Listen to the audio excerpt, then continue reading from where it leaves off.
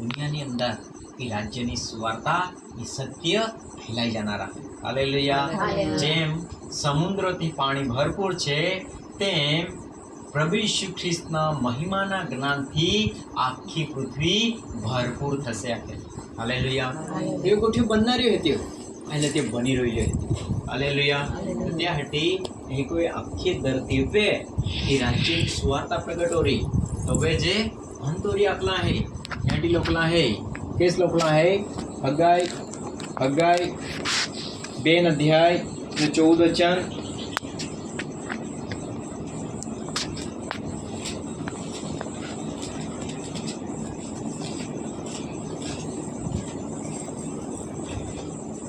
हाँ हबाकुक 2:14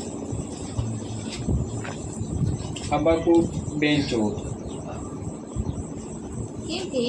કેમ કે જેમ સમુદ્ર પાણીથી ભરપૂર છે જેમ સમુદ્રથી પાણી ભરપૂર છે તેમ યહોવાના મહિમાના જ્ઞાનથી પૃથ્વી ભરપૂર થઈ જશે. હાલેલુયા.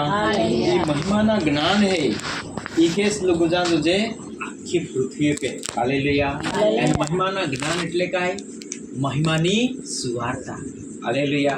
गुड है ये ज्ञान काहे महिमा के मिले है महाल सुवार्ता द्वारा આપણા પ્રભુ ઈસુ ખ્રિસ્તની મહિમા પામવા સારું અમારી સુવાર્તા દ્વારા તેડ્યા છે. તે આમે સુવાર્તા દ્વારા तुम्हाल महिमा मिळा जे यासाठी तुम्हाला हादले हे आके तर सुवार्ता द्वारा का महिमा मिळे है प्रभु ईसु ख्रिस्ता महिमा. हालेलुया.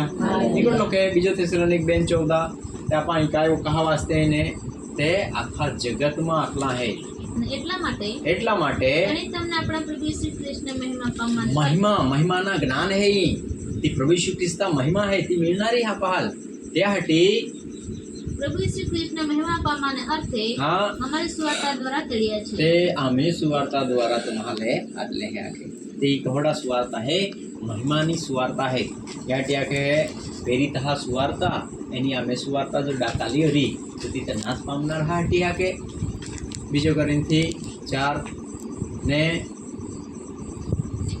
3-4 बीजो कोरिन्थी 4 अध्याय 3 ने 4 कलम